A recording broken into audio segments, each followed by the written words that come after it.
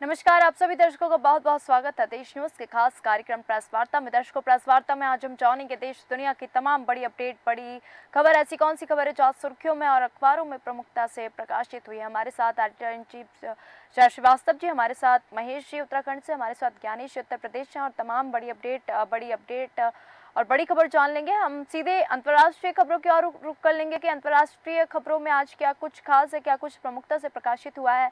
Editor in chief जय श्रीवास्तव जी।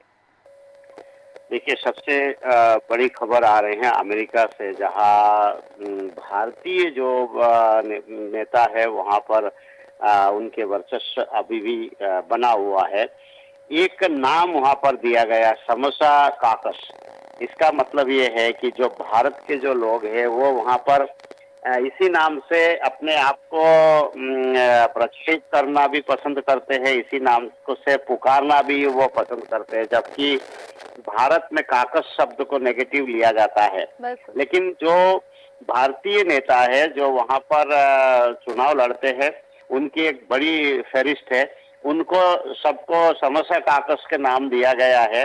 और इस बार बड़े पैमाने पे जो चुनाव अमेरिका में हो रहा है उसमें समोसा काकस के जो मेंबर्स है वो उनके एंट्री ज्यादा से ज्यादा होने की संभावना है। और इस बार ऐसा माना जा रहा है कि समोसा काकस के सदस्य गणों का अब तक सबसे ज्यादा संख्या में अमेरिका में सदस्य बनने की संभावना है। दूसरी एक और बड़ी खबर यह है कि जो स्विस बैंक से संबंधित है कि आमतौर पे हम लोग सुनते थे और कई बार मीडिया में भी ये प्रकाशित हुआ है, प्रसारित हुआ, और भारत में ये मुद्दा बना रहा स्विस बैंक का। तो एक खबर ये है कि स्विस बैंक में भारतीय का जो जमा धन है वो 4 साल में 70% गिरकर 9,771 करोड़ तक पहुंच गए हैं। इसका मतलब यही है कि इन 4 सालों में जो भारतीय वहां स्विस बैंक में अपना राशि जमा कराते थे उनके संख्या में भारी गिरावट आई है। बिल्कुल।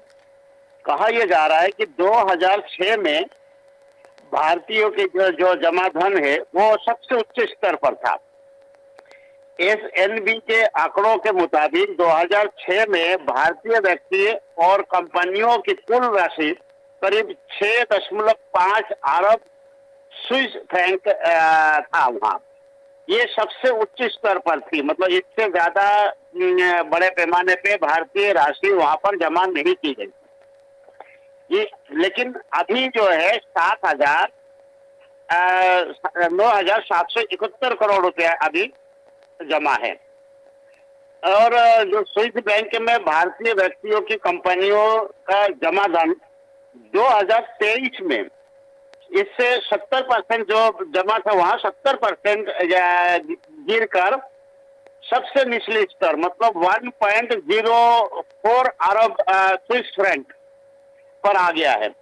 स्विट्जरलैंड के केंद्रीय बैंक जो एसएनबी के नाम से जाना जाता है, उनके ओर से गुरुवार को जारी सालाना आंकड़ों के मुताबिक स्विस बैंकों में भारतीय ग्राहकों के कुल धन लगातार दूसरे साल गिरावट आई है। ये 2021 में 14 साल के उच्चतम स्तर पर 3.83 अरब स्विस बैंक पर पहुंच गया था। एसएनबी की रिपोर्ट के मुताबिक स्विट्जरलैंड के बैंकों में अलग अलग देशों की जमा मद और कर्ज का विवरण प्रति वर्ष दिया जाता है। रिपोर्ट के अनुसार 2023 के अंत में स्विस बैंक में भारतीय ग्राहकों की मूल बकाया 1.98 करोड़ स्विस फ्रैंक बताई गई है। बिल्कुल। लेकिन इसमें एक भारत के लिए ये खुशी की खबर हो सकती है कि भारत के जो लोग हैं वो अब स्विट्जरलैंड में जाके स्विस बैंक में पैसा जमा नहीं करा रहे हैं। लेकिन साथ ही उसका एक नेगेटिव खबर भी ये है कि इस रिपोर्ट में जो काले धन जिसके बड़े पैमाने पर चर्चा भारत में होती है, काले धन की जानकारी उन्होंने नहीं दी है। कारण क्या है, एसएनबी के एक रूल है कि जो काला धन है उसके विवरण नहीं दिया जाता है। बिल्कुल। काला धन से संबंधित ये बताना चाहूंगा कि काला धन बोला किसको जाता है। जो भारत के एनआरआई है, उन्होंने कोई कंपनी खोली है विदेश में जाके, या किसी और नाम से जाके जो भारत के राशि यहाँ से ट्रांसफर करा के, एक तरह से जो हम लोग राशि को घुमाना बोलते हैं, एक बैंक से दूसरे बैंक से तीसरे बैंक में ले जाके फिर जाके स्विस बैंक में जमा कराते हैं। उसके किसी प्रकार से कोई ब्याज नहीं लगता है, लेकिन एक तरह से जो है स्विस बैंक पैसा जमा कराने का भी पैसा लेता है। बिल्कुल। इसका मतलब ये है कि गुप्त रखने की शर्त पे जो राशि वहां पर ली जाती है, उन राशियों के ब्याज ना देते हुए ब्याज लेते हैं, और उसके एवज में उनके शर्त ये रहते हैं कि किसी भी प्रकार के सरकार यदि जानकारी चाहे तो नहीं देंगे।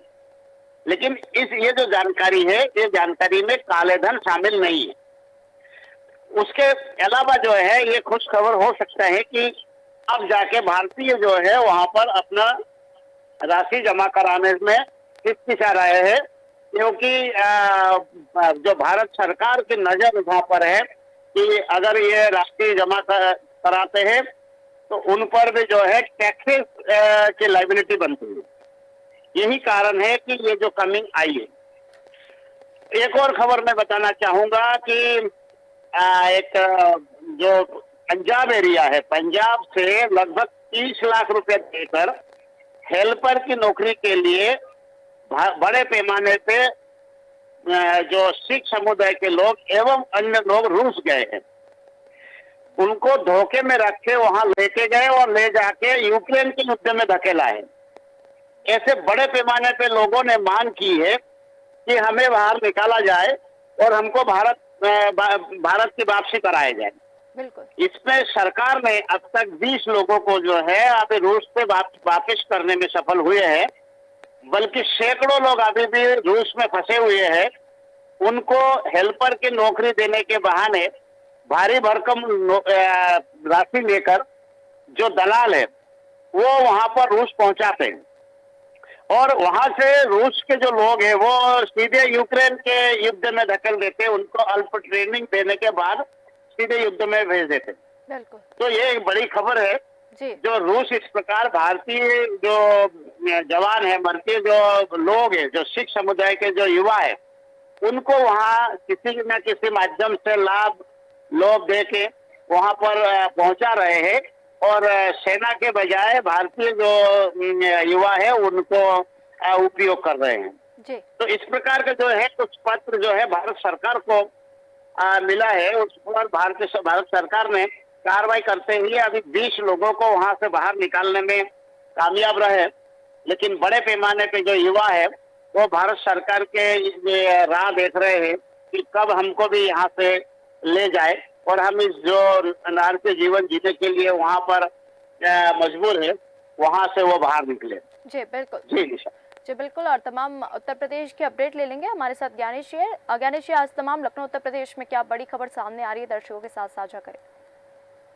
निशा, सबसे पहले मैं आपको बताऊंगा कि लगातार मुख्यमंत्री योगी आदित्यनाथ कहते थे कि जो लाल बत्तियां होटल लगी गाड़ी को चेक किया जाए और उनमें जो अवैध तरीके से बत्ती लगा रही थे उनको हटाए। तो बताऊं कि जो पुलिस अधिकारी थे वो होटल और फ्लैश टैग को शीर्ष स्तर पर बड़ी पहल की है। उन्होंने अधिकारियों, कई एडीएम, कई एसडीएम की बत्ती उतारी, जिसकी पुलिस की किरकिरी हुई, अधिकारियों की किरकिरी हुई। उसके बाद में एक आदेश जारी हुआ है कि डीजीपी ने फील्ड के जिम्मेदार अधिकारियों को संदेश भेजा है कि प्रशासनिक अधिकारियों की गाड़ी नहीं चेक की जाएगी और उनकी गाड़ी से होटल सायरन, फ्लैश लाइट भी नहीं उतारी जाएगी, क्योंकि पुलिस और प्रशासन की आपसी कलह सड़क पर सोशल मीडिया में वायरल वीडियो हो रही, इसकी वजह से किरकिरी हो रही थी और आरोप लगाए जा रहे थे कि टारगेट करके प्रशासन के अधिकारियों को सड़क पर बेइज्जत किया जा रहा है। उनकी गाड़ी को घेर कर बत्ती हूटर उतारते समय वीडियो बनाया जा रहा है और वीडियो को वायरल किया जा रहा है। मुख्यमंत्री का आदेश था कि अवैध रूप से जो फ्लैशर, बत्ती हूटर इस्तेमाल कर रहे हो उन पर एक्शन हो, लेकिन यूपी में अलग किस्म की कलह शुरू हो गई।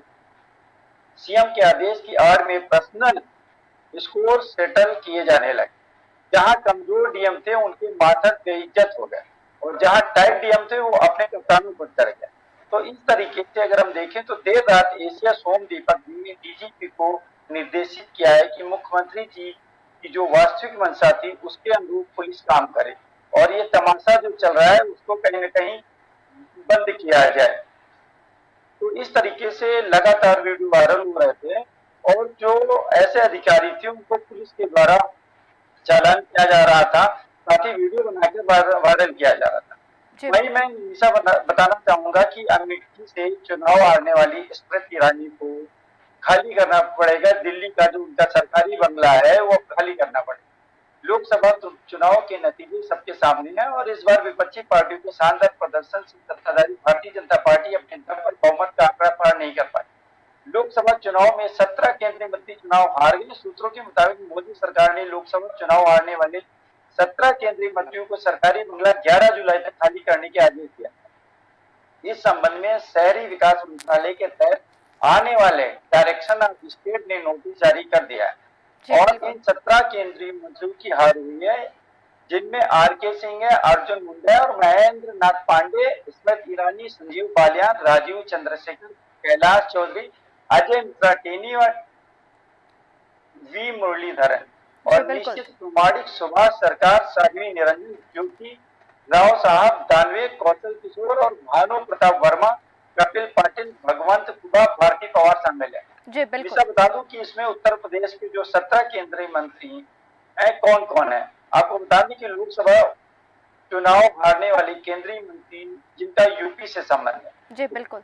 उनमें महेंद्र नाथ पांडे हैं, स्मृति ईरानी, संजीव बालियान है, अजय मिश्रा टेनी और साध्वी निरंजन है, जी ज्योति, कौशल किशोर, भानु प्रताप वर्मा शामिल है। जी बता दूं कि स्मृति ईरानी की हार की चर्चा क्यों अधिक रही।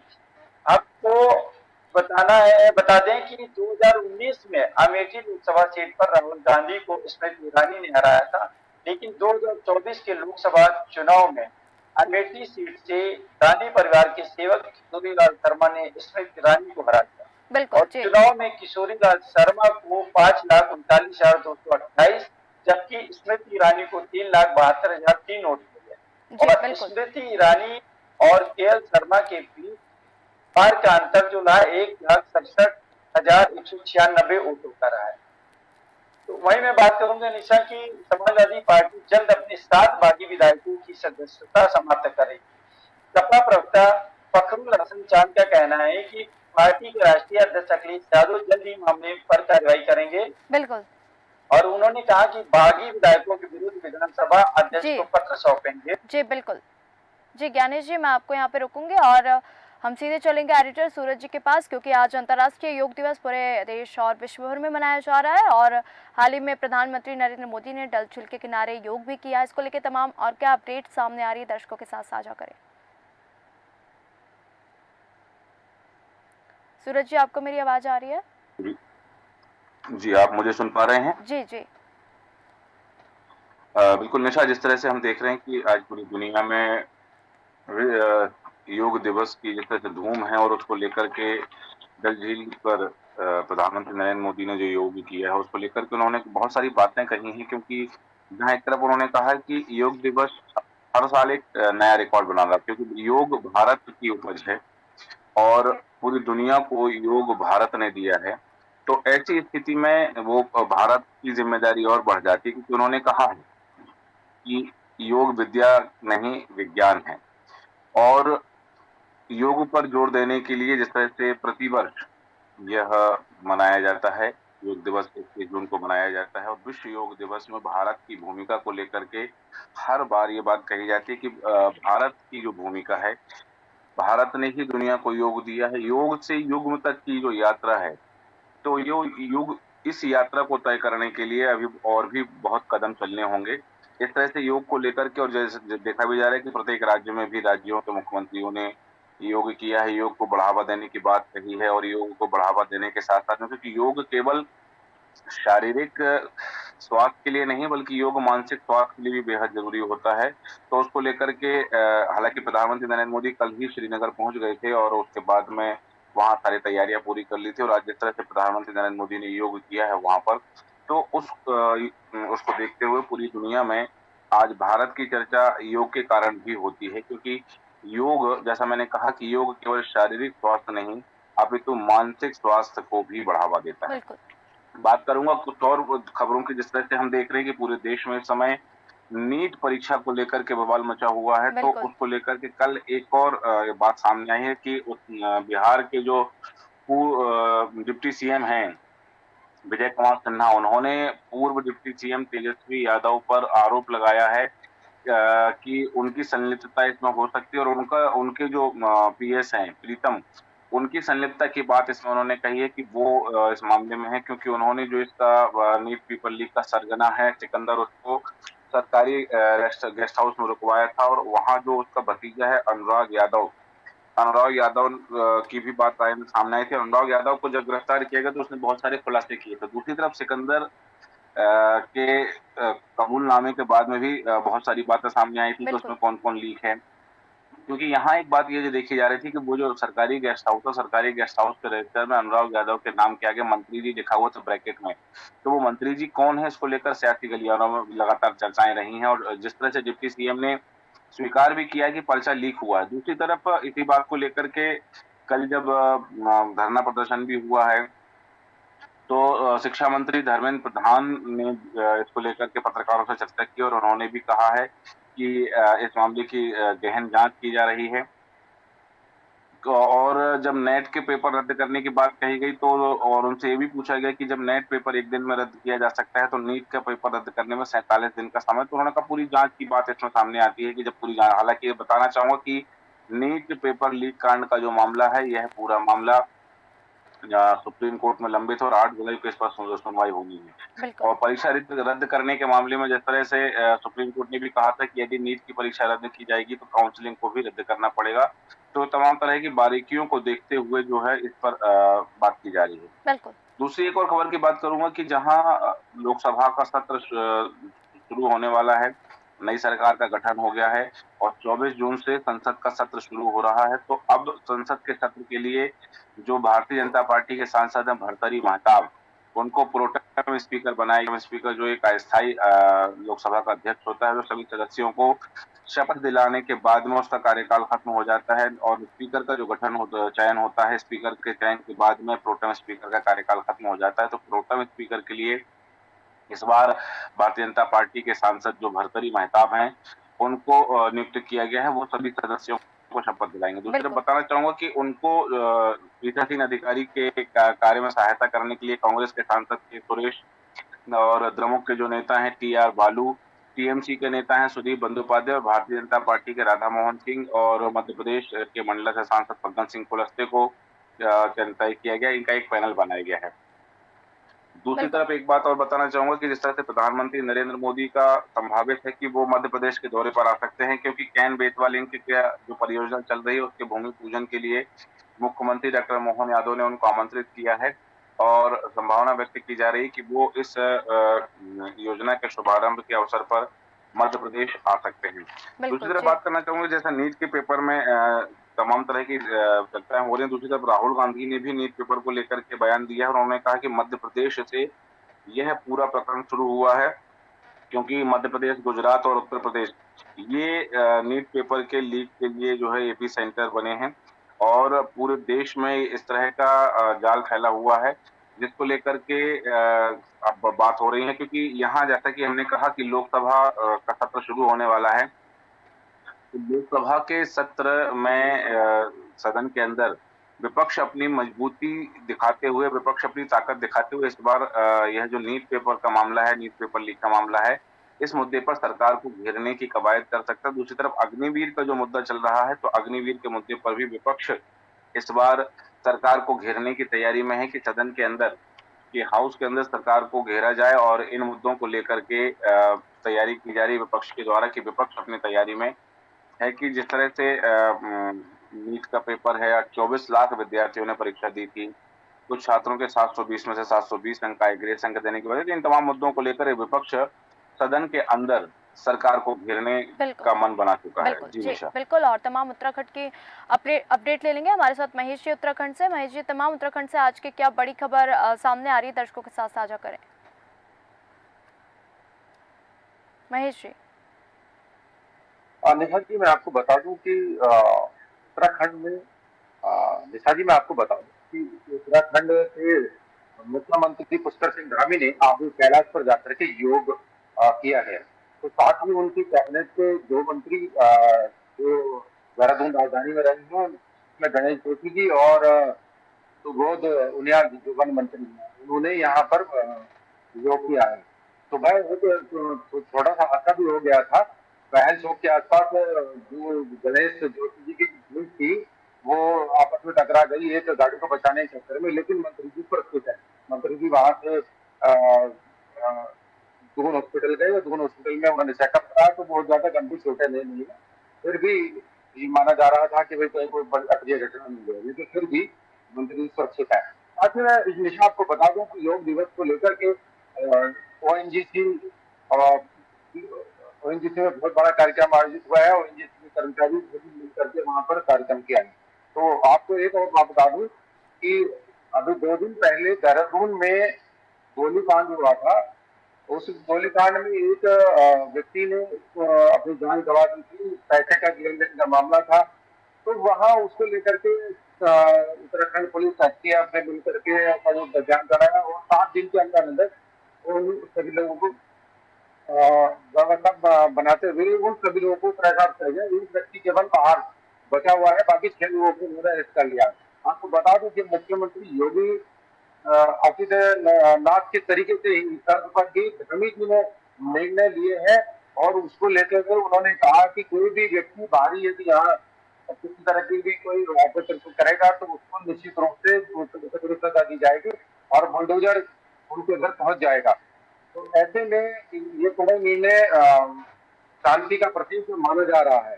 तो मैं आपको बता दूं निशा की पहाड़ी पर एक कार कल रात्रि गिर गई थी। ये ऋषिकेश से कोडियाल गांव पड़ता है, वहां पर ये घटना हुई थी और वहां एसडीआरएफ ने बड़ी मुश्किल से, क्योंकि उनकी जो ट्रेन थी वो भी एसडीआरएफ की ट्रेन भी उसमें गिर गई थी, लेकिन मैनुअल रूप से एसडीआरएफ ने उन 4 लोगों की जान बचाई है। बड़ी सराहना चारों तरफ इनकी हो रही है। तो जिस परिवार को इसकी जान बची है वो कह रहे हैं कि जीवन हमें दोबारा मिली है और थोड़ी लापरवाही हो गई थी। अब भविष्य में यदि पहाड़ पर हम आएंगे तो लापरवाही नहीं करेंगे। तो मैं आपको बता दूं मसूरी देहरादून के बीच में कल अचानक पहाड़ खिसक जाने से मलबा आ गया था, जिससे लगभग 3 किलोमीटर का जाम दोनों तरफ लग गया था। जी बिल्कुल। रेस्क्यू करने में काफी टाइम लगा और लेकिन फिर भी पर्यटकों को थोड़ी बहुत परेशानी का सामना करना पड़ रहा है। जी बिल्कुल। निशा मैं आपको बता दूं कि एक मुंबई से एक 10 साल पहले एक व्यक्ति ने मर्डर किया था। उस मर्डर में वो बातचीत चल रहा था और पुलिस ने बड़ी चतुराई से उस व्यक्ति को अरेस्ट कर लिया है। गुलाब सिंह नाम का एक व्यक्ति था जिसने अपने मित्र को ही 10 साल पहले मृत्युदंड जैसे बुला करके मार दिया था। अभी वो 10 साल तक गुमनामी की जिंदगी जीता रहा, लेकिन पुलिस ने उसे दूसरे नाम से ही लोकेट करके उसको वहां पकड़ लिया। जी महेश जी बिल्कुल, बहुत बहुत धन्यवाद महेश जी तमाम उत्तराखंड की अपडेट साझा करने के लिए। हमारे साथ एडिटर इन चीफ जय श्रीवास्तव से जिन्होंने तमाम अंतर्राष्ट्रीय खबरों में प्रकाश डाला। हमारे साथ एडिटर सूरज जी थे जिन्होंने तमाम राष्ट्रीय स्तर पर ऐसी कौन सी खबरें थी जो आज प्रमुखता से अखबारों में प्रकाशित हुई और सुर्खियों में बनी हुई थी। हमारे साथ ज्ञानेश जी थे उत्तर प्रदेश से जिन्होंने तमाम उत्तर प्रदेश की अपडेट साझा की। दर्शकों, प्रेस वार्ता में आज हमने जाना देश दुनिया की तमाम बड़ी अपडेट, बड़ी खबर। प्रेस वार्ता में फिर मिलेंगे नई खबरों के साथ। बने रहिए देश न्यूज के साथ। नमस्कार।